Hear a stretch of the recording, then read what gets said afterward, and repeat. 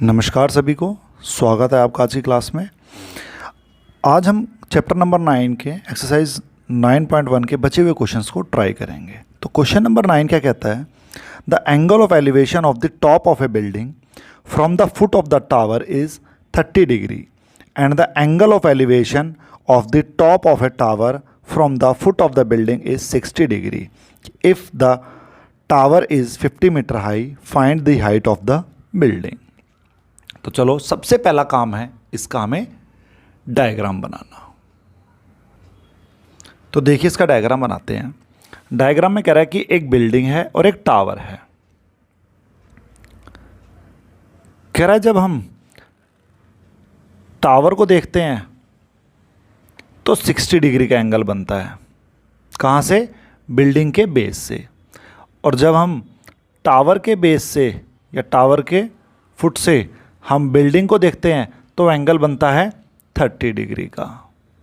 और वो कह रहा है कि जो टावर की जो हाइट है वो है 50 मीटर।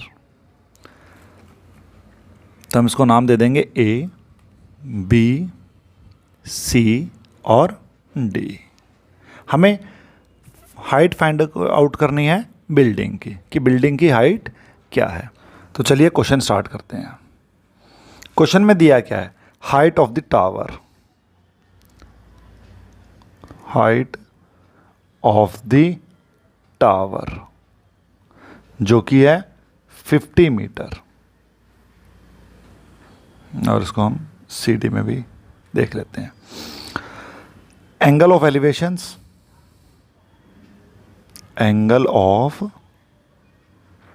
एलिवेशंस कौन कौन से हैं? कि एंगल DBC कितना है? 60 डिग्री। एंगल ACB जो कि है 30 डिग्री। फाइंड क्या करनी है? Height of building. तो मैं यहां लिख दूं, ये टावर है और ये बिल्डिंग।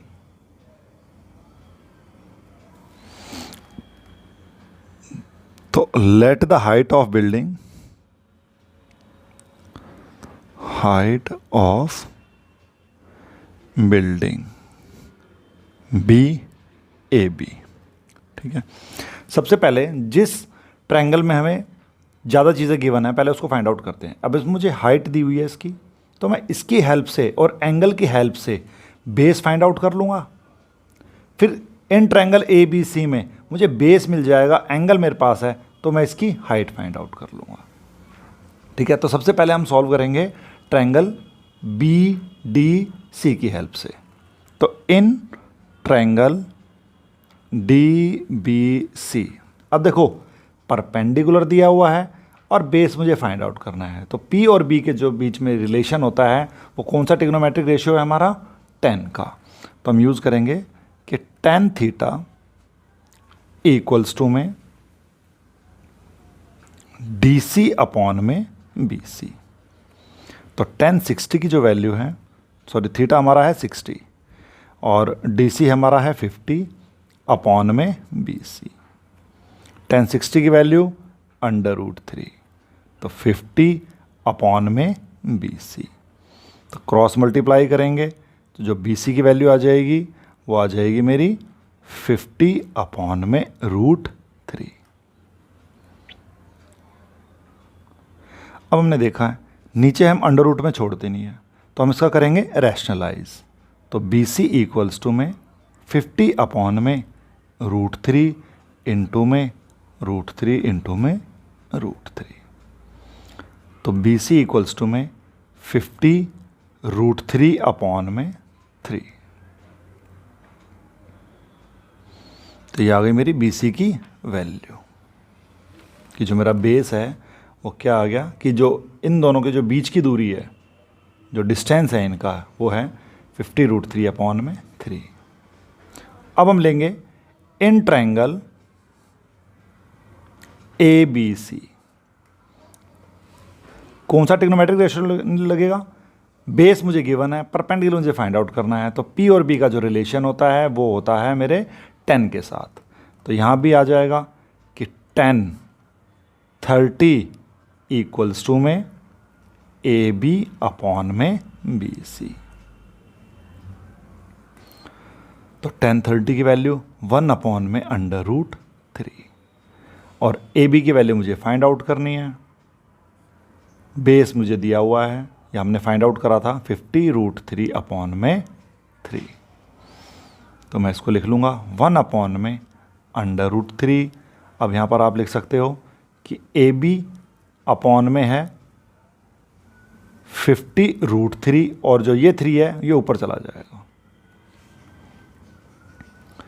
तो 1/√3 इक्वल्स टू में 3 टाइम्स ऑफ AB अपॉन में 50√3। तो देखो √3 से मैं √3 कैंसिल आउट कर दूंगा।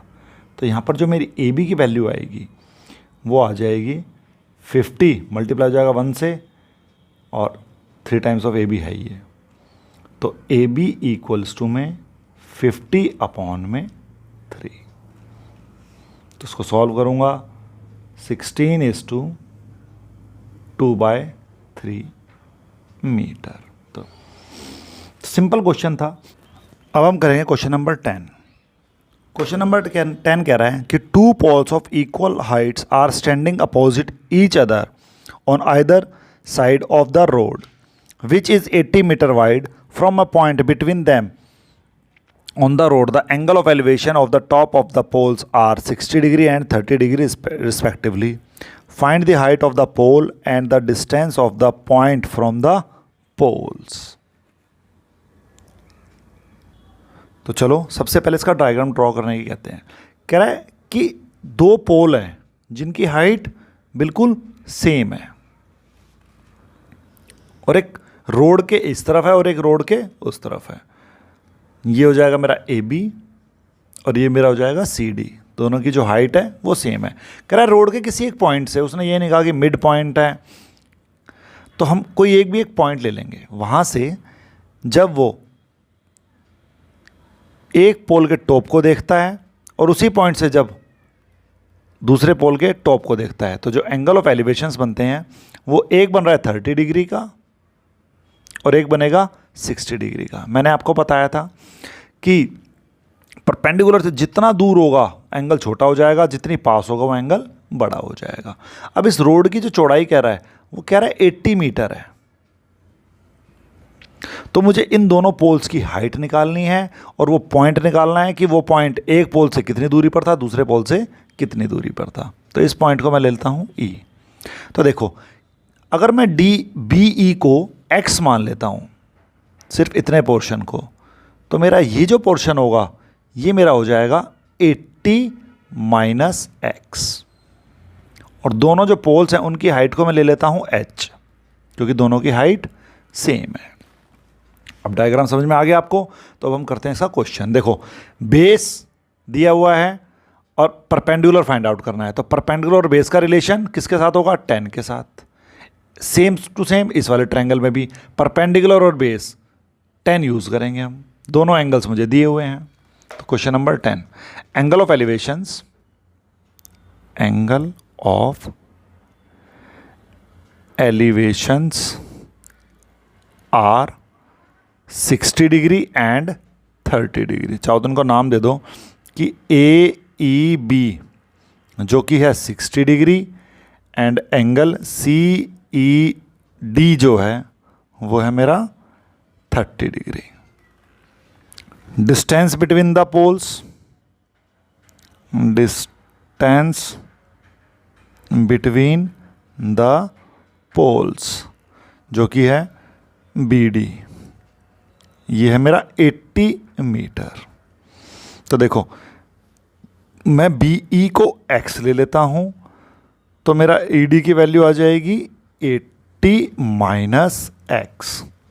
Height of poles, height of poles जो कि है AB इक्वल्स टू में CD इक्वल्स टू में H। चलो अब क्वेश्चन को करते हैं। सबसे पहले मैं ले लेता हूँ ट्रायंगल ABE कि इन ट्रायंगल ABE क्या यूज़ होगा? 10 थीटा इक्वल्स टू में AB अपॉन में BE।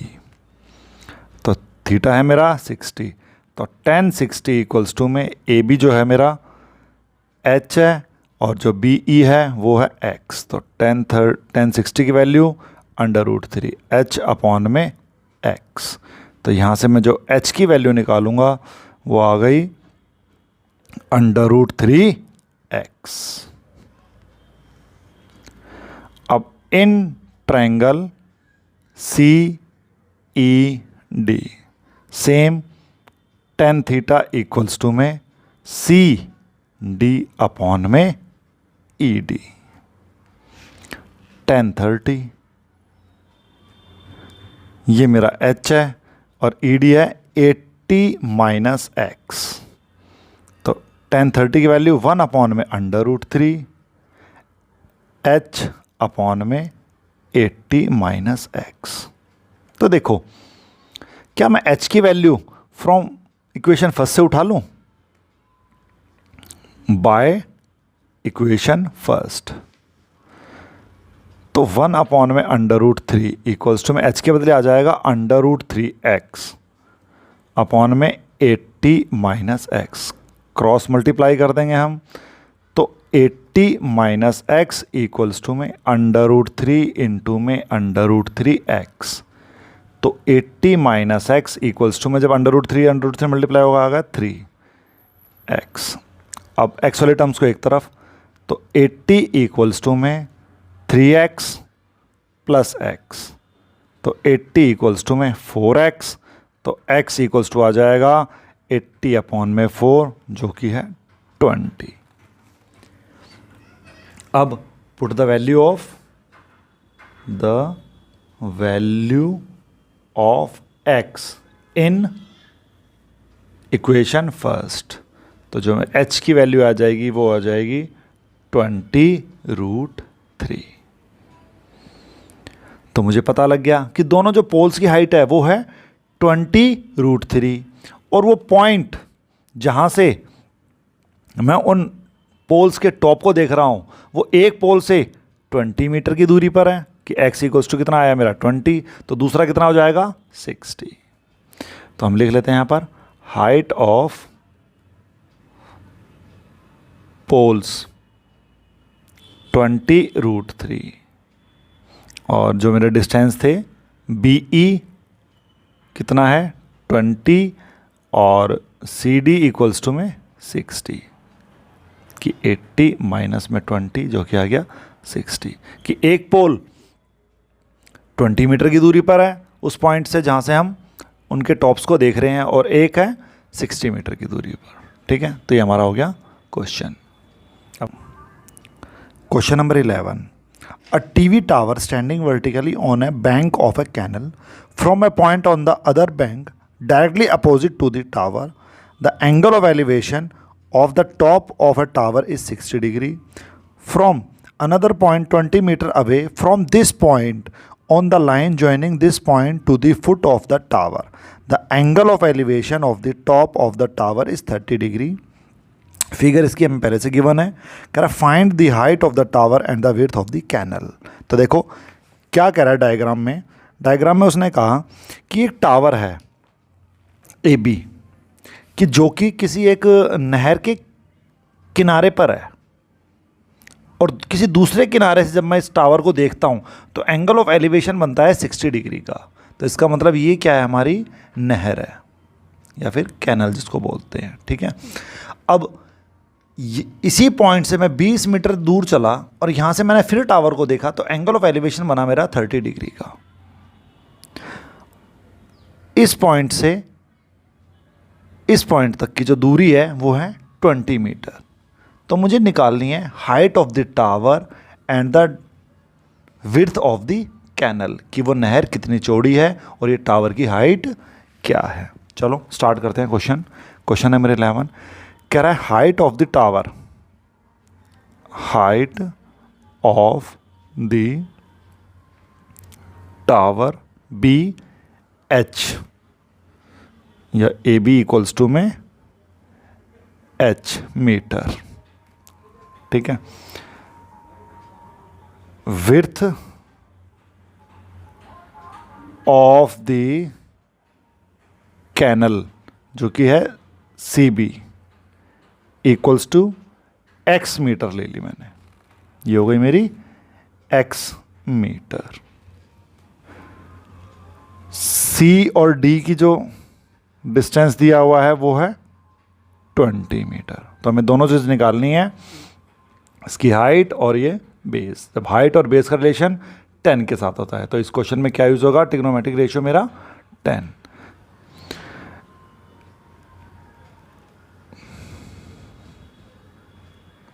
एंगल ऑफ एलिवेशन जो कि है एंगल ACB इक्वल्स टू में 60 डिग्री का, और एंगल ADC जो कि है 30 डिग्री। चलो क्वेश्चन सॉल्व करते हैं कि इन ट्रायंगल, कौन सा लूँ पहले मैं, ACB, tan theta equals to में AB अपॉन में CB। जो थीटा है मेरा वो है 60, तो tan 60 इक्वल्स टू में AB मेरा h है और CB मेरा x है। तो tan 60 की वैल्यू √3, तो h अपॉन में x, इनमें से मुझे कोई भी वैल्यूज़ पता नहीं है, तो h की जो वैल्यू आ जाएगी वो आ जाएगी √3x क्रॉस मल्टीप्लाई करने पर। अब लेंगे इन ट्रायंगल ADB। अब यहाँ भी परपेंडिकुलर और बेस का रिलेशन है, तो tan थीटा इक्वल्स टू में AB अपॉन में DB।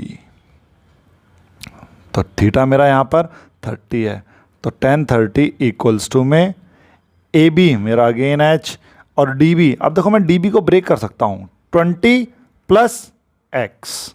कैसे कि जब मैंने DC प्लस में CB, तो tan 30 की जो वैल्यू है वो मेरी होती है 1 अपॉन में √3। h जो है मेरा h ही रहेगा, ये है मेरा 20 + x।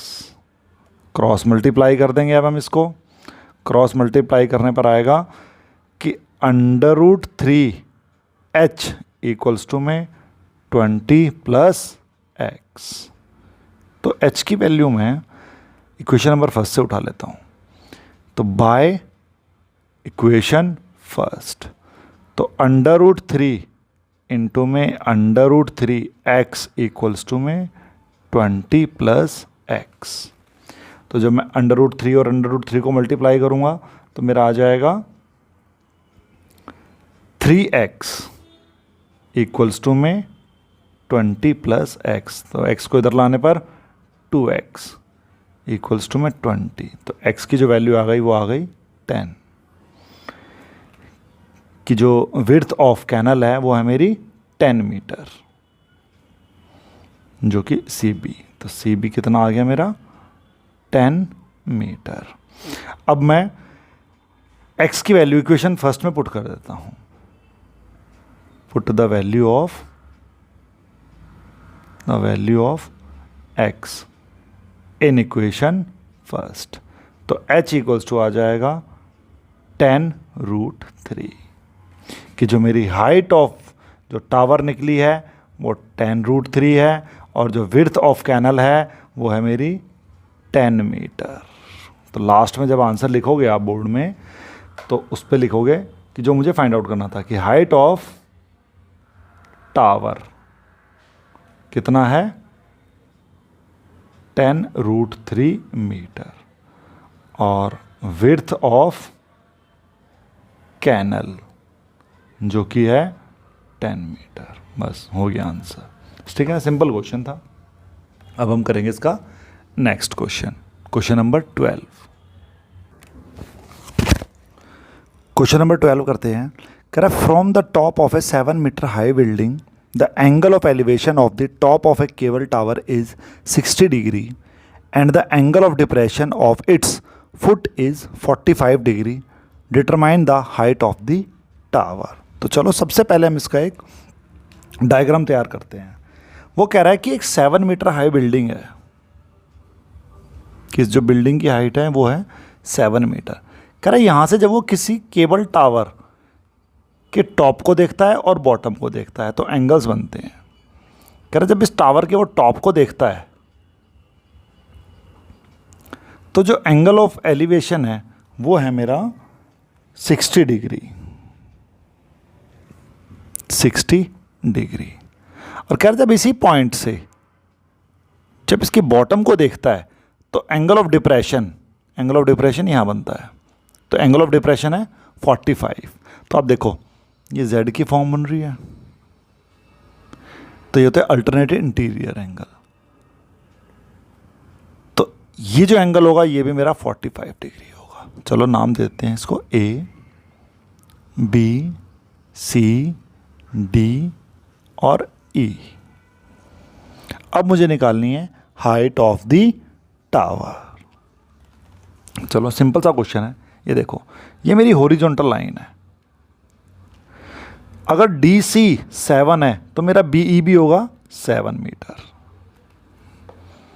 अब इतने पोर्शन को मैं H एज्यूम कर लेता हूं। परपेंडिकुलर 7 मीटर है और एंगल ऑफ एलिवेशन दिया हुआ है, तो मैं इसकी हेल्प से बेस निकाल लूंगा। किसकी हेल्प से? ट्रिग्नोमेट्रिक रेशियो की हेल्प से, जो कि इसमें यूज होगा tan थीटा। फिर हम ट्रायंगल ABC लेंगे कि जिसमें मुझे एंगल ऑफ एलिवेशन 60 डिग्री दिया हुआ है। ये हाइट मुझे फाइंड आउट करनी है और बेस जो है मुझे ED से मिल जाएगा कि जो ED जो बेस होगा वही मेरा BC बेस होगा। तो चलो क्या क्या इन्फॉर्मेशन गिवन है पहले वो लिख लेते हैं और फिर उसकी हेल्प से क्वेश्चन को सॉल्व करेंगे। तो question number 12, height of the building,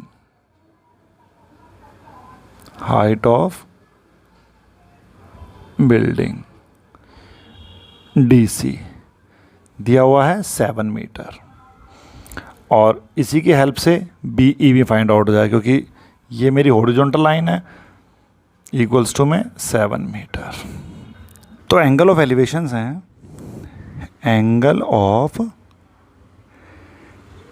elevations कि एक तो है ACB जो कि है 60 डिग्री और दूसरा है एंगल CED, ये भी कितना है मेरा 45। ये कहाँ से मिला था? एंगल ऑफ डिप्रेशन से।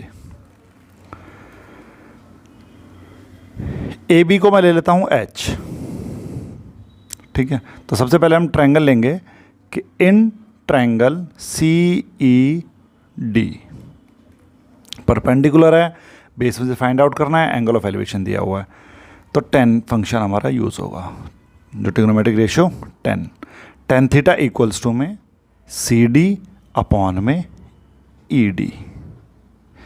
थीटा है मेरा 45, तो tan 45 इक्वल्स टू में 7 अपॉन में ED।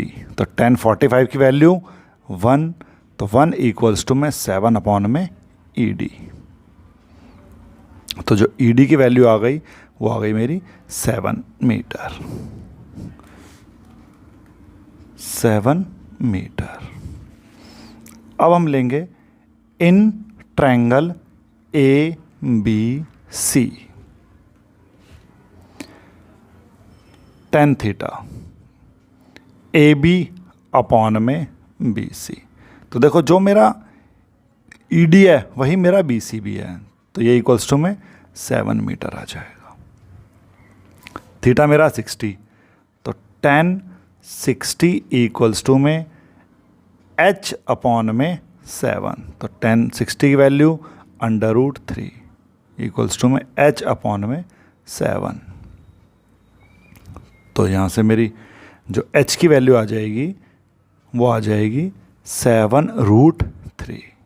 अब उसने कहा था कि हाइट ऑफ द टावर बतानी है, हाइट ऑफ टावर वो है पूरी AE, और ये कैसे निकलेगी? AB प्लस में BE।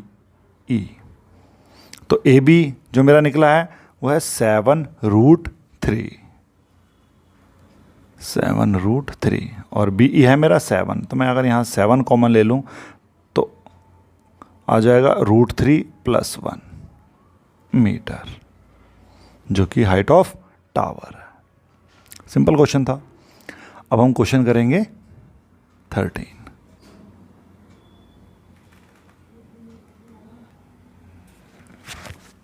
क्वेश्चन नंबर 13 है, कह रहा है as observe from the top of a 75 metre high lighthouse from the sea level the angle of depression of the two ships are 30 degree and 45 degree. If one ship is exactly behind the other on the same side of the lighthouse find the distance between the two ships. तो चलो हम इसका diagram बनाते हैं. तो चलो इसका diagram draw करते हैं. कह रहा है एक लाइट हाउस है जिसकी जो हाइट है वो है 75 मीटर. अब लाइट हाउस क्या करते हैं? लाइट हाउस करते हैं अंधेरे में शिप्स को रास्ता दिखाते हैं ताकि वो रात के टाइम जो पानी के नीचे छोटे छोटे पहाड़ होते हैं उनसे टकराकर वो क्रैश ना हो जाएं. तो इसीलिए लाइट हाउस बनाए जाते हैं. अब वो कह रहा है कि लाइट हाउस एक शिप को रास्ता दिखा रहा है. जो पहले शिप पर उसकी जो रोशनी जा रही है वो बन रही है मेरी 45 एंगल के साथ. इसी के पीछे एक दूसरा शिप है, उसके साथ जो एंगल बन रहा है उसका बन रहा है 30 डिग्री का. अब मुझे कह रहा है कि वो इन दोनों शिपों के जो बीच का डिस्टेंस है वो मुझे फाइंड आउट करना है. ये सी हो गया और ये डी हो गया. क्वेश्चन क्या था कि एक लाइट हाउस है जिसकी हाइट 75 मीटर है. वो अंधेरे में दो शिप्स को रास्ता दिखा रहा है. जो पहले शिप के साथ उसका जो एंगल बन रहा है वो 45 डिग्री है, दूसरे शिप के साथ 30 डिग्री का है. और मुझे इन दोनों शिप्स के बीच का जो डिस्टेंस है वो फाइंड आउट करना है. तो देखो परपेंडिकुलर है, बेस मुझे फाइंड आउट करना है. तो कौन सा ट्रिग्नोमेट्रिक रेशियो यूज़ होगा? 10. ऐसे ही in triangle A B D में भी परपेंडिकुलर और डिस्टेंस, तो दोनों में ट्रिग्नोमेट्रिक फंक्शन जो हमारा 10 है वो यूज़ होगा. चलो करते हैं क्वेश्चन को. क्वेश्चन कह रहा है कि हाइट ऑफ लाइट हाउस जो कि है ए बी कितना है? 75 मीटर. एंगल ऑफ एलिवेशंस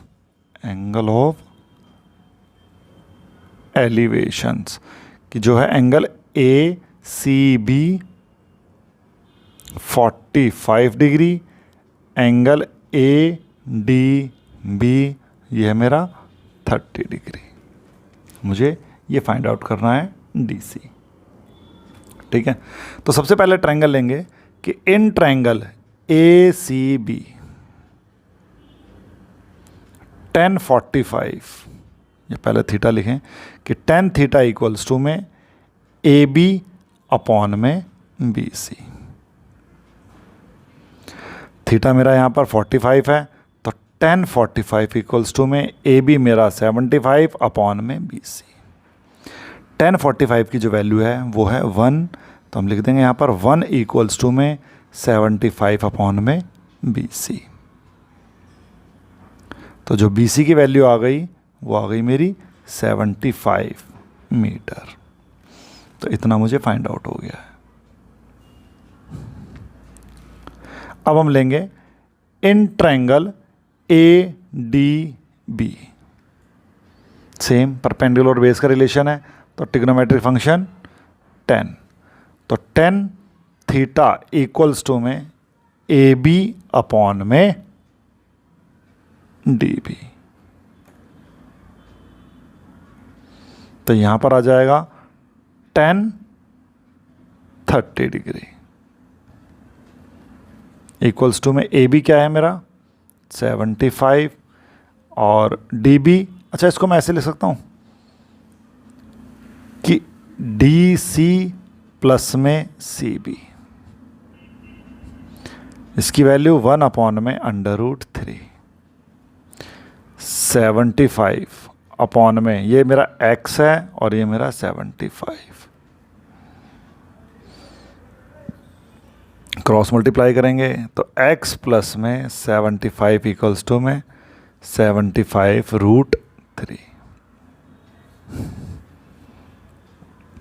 तो x इक्वल्स टू में 75√3 माइनस का 75.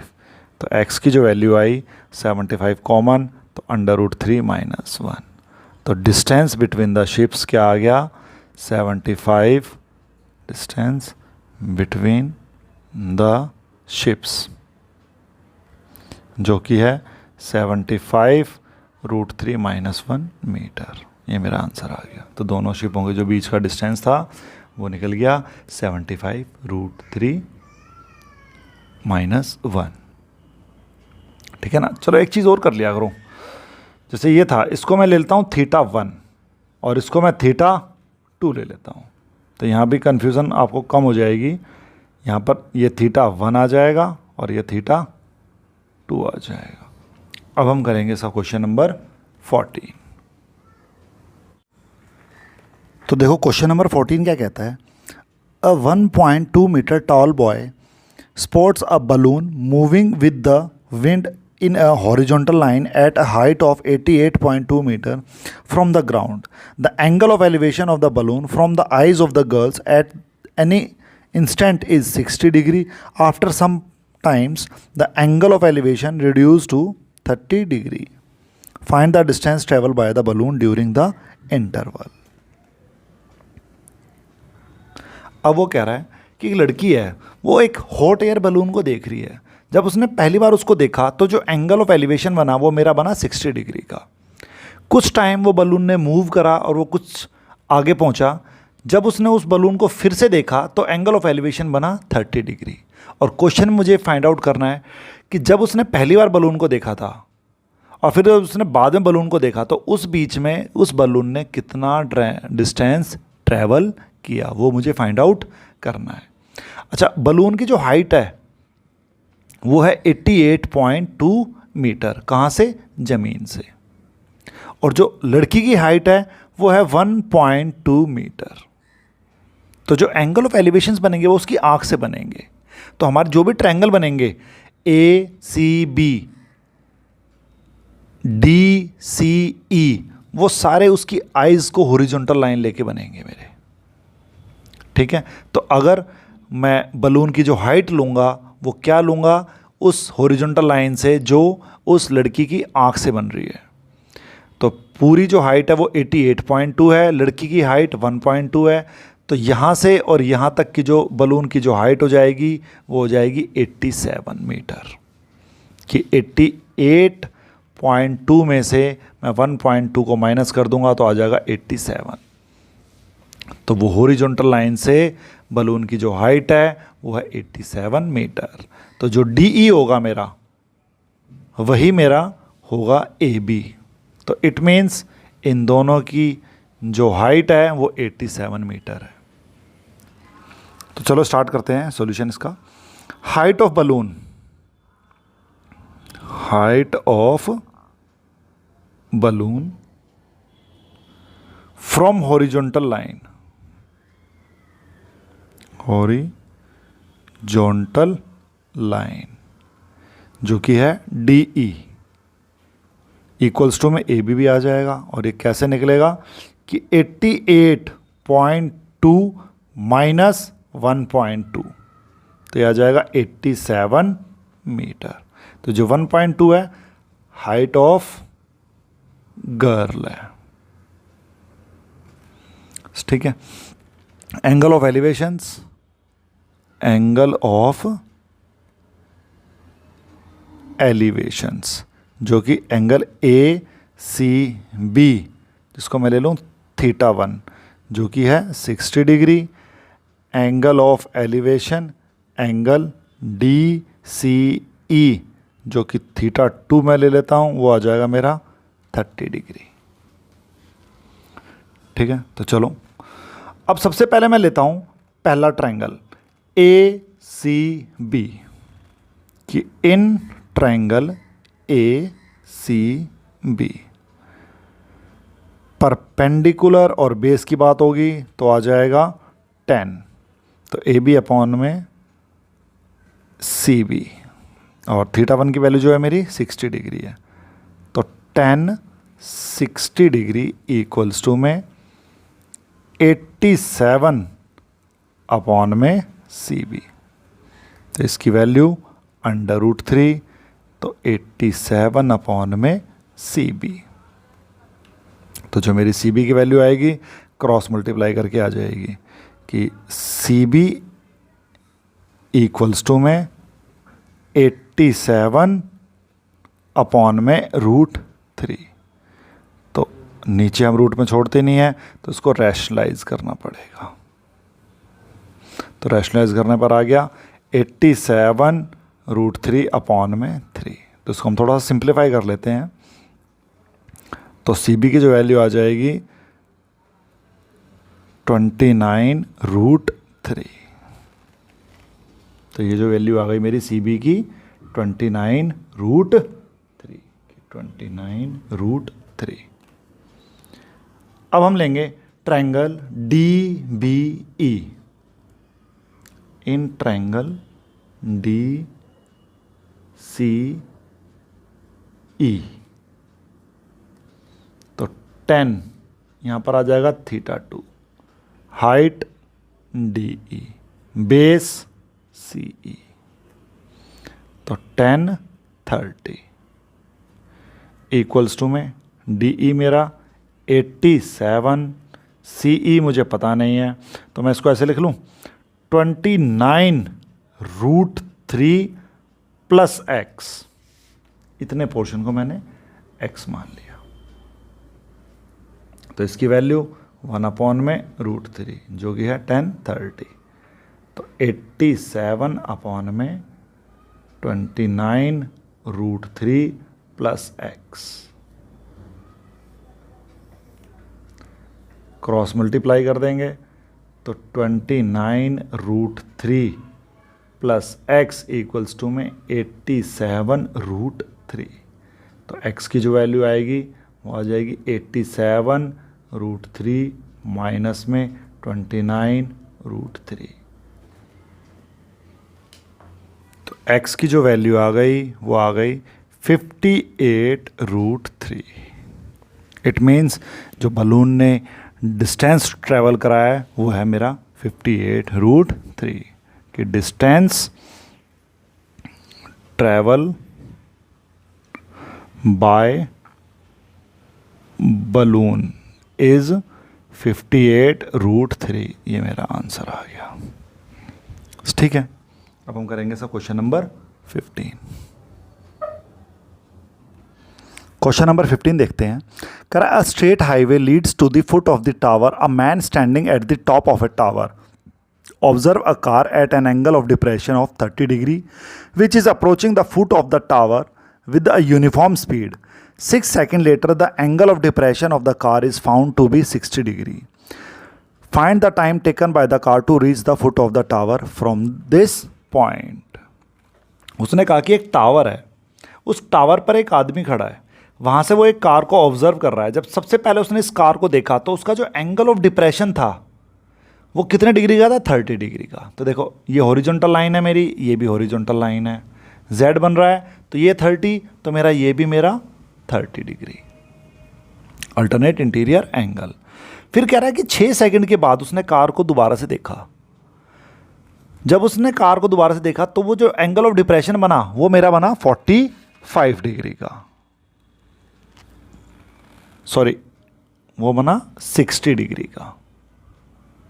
तो ये 60 डिग्री का है तो मेरा ये भी 60 डिग्री हो जाएगा अल्टरनेट इंटीरियर एंगल की हेल्प से। तो अब मुझे बताना है कि ये कार इस टावर के बॉटम पर पहुंचने में कितना टाइम लेगी। जो कार की स्पीड है वो यूनिफॉर्म है। तो चलो क्वेश्चन को ट्राई करते हैं। सबसे पहले हम देखेंगे कि let the height of tower be h metre. Speed of car, sorry uniform speed of car BS metre per second. Car takes time from point A to D is 6 seconds. Let car takes the time from point D to C B T second, कि हमने assume कर लिया कि इस point D से सी तक पहुंचने में कार को टी सेकेंड लगेंगे।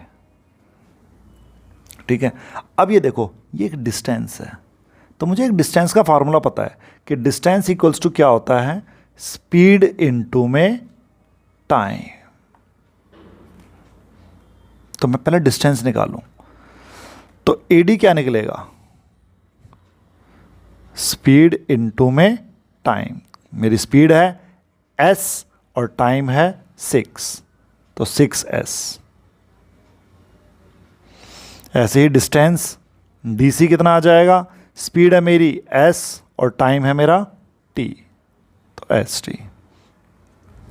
ठीक है, तो चलो बेस हमें मिल चुका है, परपेंडिकुलर हमें पता नहीं है, पर हमें एंगल ऑफ एलिवेशंस पता है। तो angle of elevation, angle of elevations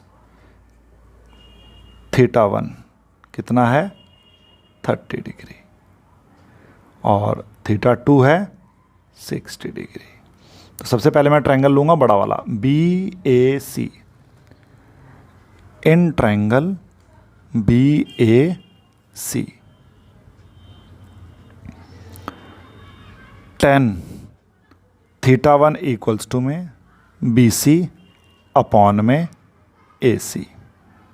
तो देखो tan θ1 मेरा कितना है 30 डिग्री, BC मेरा H अपॉन में AC को मुझे ब्रेक करना पड़ेगा AD प्लस DC में। तो tan 30 की वैल्यू 1 अपॉन में √3 इक्वल्स टू H अपॉन में 6s प्लस में ST। क्रॉस मल्टीप्लाई करने पर H अंडर √3 इक्वल्स टू में 6s प्लस में ST। तो यहाँ से मैं S को कॉमन ले लेता हूँ, तो यहाँ पर आ जाएगा 6 प्लस का T, तो H√3। ये मेरी हो गई फर्स्ट। अब मैं लेता हूँ triangle BDC। In triangle BDC तो tan θ2 इक्वल्स टू आ जाएगा BC अपॉन में DC। θ2 मेरा है 60, तो tan 60 इक्वल्स टू में BC H है और जो मेरा DC है वो है ST।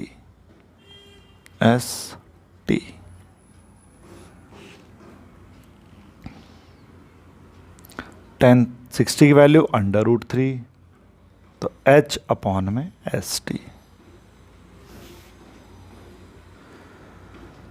क्रॉस मल्टीप्लाई करने पर जो H इक्वल्स टू में अंडर √3 ST। ये इक्वेशन 2। तो देखो, क्या मैं इक्वेशन 2 से इक्वेशन फर्स्ट में H की वैल्यू पुट कर सकता हूं? यस, कि put the value of H from 2 to 1। तो जहां पर H था वहां आ जाएगा अंडर √3 ST, तो H के बदले आ जाएगा अंडर √3 ST इनटू में √3 मेरा पहले से है इक्वल्स टू में S यहाँ कॉमन था 6 प्लस T, तो अंडर √3 इंटू में अंडर √3 क्या आ जाएगा 3, तो 3ST इक्वल्स टू में S और T प्लस 6, तो S से S कैंसिल आउट। तो मेरे पास बचा क्या, देखो मैं यहाँ कर देता हूँ बचे पार्ट को यहाँ, तो यहाँ पर बच गया था मेरा 3T और इधर आ गया T प्लस 6, तो मैं T वाले टर्म्स को एक तरफ इक्वल्स टू में 6, तो 2T इक्वल्स टू में 6, तो t इक्वल्स टू में 3। इट मीन्स कि पॉइंट D से C तक पहुंचने में 3 सेकंड लगेंगे और टोटल टाइम A से C तक जाने में 6 + 3 9 टाइम्स। ठीक है, तो ये मेरा आ गया आंसर। तो मैं यहां लिख देता हूं, यहां लिख देता हूं कि total time taken by car from point A to C is 9 second. ये आ गया मेरा आंसर। ठीक है, अब हम करते हैं इसका नेक्स्ट क्वेश्चन। थोड़ा सा कॉम्प्लिकेटेड क्वेश्चन था, कोई नहीं। देखो क्वेश्चन नंबर 16 कहता है the angle of elevation of the top of a tower from 2 points at a distance of 4 metre and 9 metre from the base of the tower and in the same straight line with it are complementary, prove that the height of tower is 6 metre. चलो इसका diagram देखते हैं। Diagram में क्या रहा है कि एक टावर है, ये हो गया मेरा टावर AC। कह रहा है इस टावर से 4 मीटर दूर किसी एक पॉइंट से जब मैं उस टावर को देखता हूं और फिर 9 मीटर किसी एक पॉइंट से उस टावर को देखता हूं, तो वो जो दोनों एंगल हैं वो दोनों एंगल आर कॉम्प्लीमेंट्री, कि वो कॉम्प्लीमेंट्री एंगल है। अच्छा बताता हूं कॉम्प्लीमेंट्री एंगल क्या होते हैं। ऐसे दो एंगल्स कि जिनको ऐड करने पर 90 आ जाए, कि जैसे मान लो 10 + 80, इन दोनों को ऐड करने पर 90 आ रहा है, तो 10 का कॉम्प्लीमेंट्री एंगल है 80 और 80 का कॉम्प्लीमेंट्री एंगल है 10। तो ऐसे दो एंगल्स कि जिनको ऐड करने पर 90 आ जाए वो मेरे होते हैं कॉम्प्लीमेंट्री। ठीक है, अब मुझे इस क्वेश्चन में प्रूव करके दिखाना है कि जो हाइट ऑफ टावर है वो 6 मीटर है। चलो स्टार्ट करते हैं। सबसे पहले इसकी हाइट को ही एज्यूम कर लेते हैं कि let the height of tower, height of tower be h metre, कि यह है मेरी h metre. Angle of elevation, angle of elevation कि एक तो है थीटा एंड दूसरा है 90 - थीटा, कि ये दोनों कॉम्प्लीमेंट्री एंगल्स हैं। डिस्टेंस BC 4 मीटर है और DC है 9 मीटर। ठीक है, चलो ट्राई करते हैं। अब इन ट्रायंगल ABC परपेंडिकुलर और बेस कौन सा ट्रिग्नोमेट्रिक रेशियो 10, तो 10 थीटा इक्वल्स टू में AC अपॉन में BC, तो 10 थीटा इक्वल्स टू में AC की जो वैल्यू है वो है h और जो BC है वो है 4।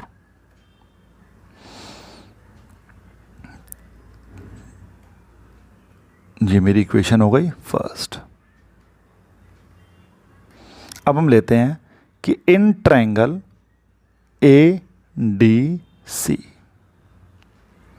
कि 10 90 - थीटा, अब जो मेरा जो एंगल ऑफ एलिवेशन था वो 90 - थीटा है, इक्वल्स टू में h अपॉन में 9।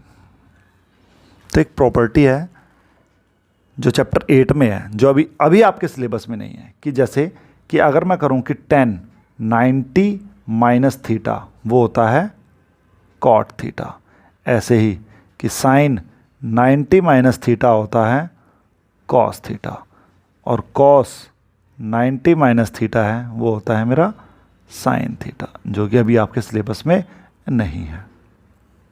तो इसी प्रॉपर्टी को देखो कि 10 90 - थीटा क्या है कॉट थीटा, तो क्या मैं इसको कॉट थीटा लिख सकता हूँ कि कॉट थीटा इक्वल्स टू में h अपॉन में 9। अब इस कॉट को मैं कन्वर्ट कर सकता हूँ 10 में, क्योंकि 10 थीटा क्या होता है 1 अपॉन में कॉट थीटा, तो कॉट थीटा क्या हो जाएगा 1 अपॉन में 10 थीटा। तो मैं इसको लिख लूँ कि 1 अपॉन में 10 थीटा इक्वल्स टू में h/9। तो मैं इसको रेसिप्रोकल कर लूँ, जिससे कि मुझे tan थीटा की वैल्यू मिल जाएगी कि tan थीटा इक्वल्स टू में 9/h। ये हो गई मेरी इक्वेशन नंबर 2। देखो tan theta h/9, tan theta 9/h, तो दोनों में tan tan है। तो मैं इनको कंपेयर कर लेता हूँ कि बाय फर्स्ट एंड सेकेंड, कि इस tan के बदले इसकी वैल्यू रख दो या इस tan के बदले इसकी वैल्यू रख दो, तो ये दोनों इक्वल हो जाएंगे। h/4 इक्वल्स टू में 9/h, तो h² इक्वल्स टू में 36, तो h इक्वल्स टू में ±6, या मैं ऐसे कर दूं कि √36, तो जो h की वैल्यू आएगी ±6, तो हाइट कभी नेगेटिव में हो नहीं सकती, तो जो हाइट है मेरी वो आ गई 6 मीटर, और यही मुझे प्रूव करना था। ठीक है, सिंपल क्वेश्चन था, बस इसमें क्या था कि एक तो कॉम्प्लीमेंट्री एंगल का टॉपिक था और एक था ये वाला कि इसमें एक ये आइडेंटिटी यूज हो जाएगी। ये एक फॉर्मूला है मेरा। ठीक है, ज़्यादा टफ क्वेश्चन नहीं है, बस दो चीज़ों का ध्यान रखना। कॉम्प्लीमेंट्री कह रहा है तो एक 90 हो जाएगा, दूसरा 90 - थीटा हो जाएगा। अगर आप इसको थीटा ले लो और इसको 90 - थीटा ले लो, तब भी आंसर सेम आएगा। ठीक है, तो कॉम्प्लीमेंट्री एंगल का यूज़ करा, फिर हमारे पास tan 90 - थीटा आया, उसको मैंने कॉट में कन्वर्ट कर लिया विद द हेल्प ऑफ कि tan 90 - थीटा होता है किसके, कॉट थीटा के। उसके बाद कॉट को फिर tan में कन्वर्ट करा, tan की वैल्यू ये भी है, tan की वैल्यू ये भी है, तो दोनों को इक्वल रख दिया और h की वैल्यू आ गई। तो सिंपल क्वेश्चन था। अब हम मिलते हैं आपको नेक्स्ट वीडियो में नेक्स्ट चैप्टर के साथ। अगर फिर भी कोई क्वेश्चन में अगर आपको दिक्कत आती है तो आप मुझे कमेंट कर दें, उसको हम सॉर्ट आउट करेंगे मिलके। ठीक है, थैंक यू।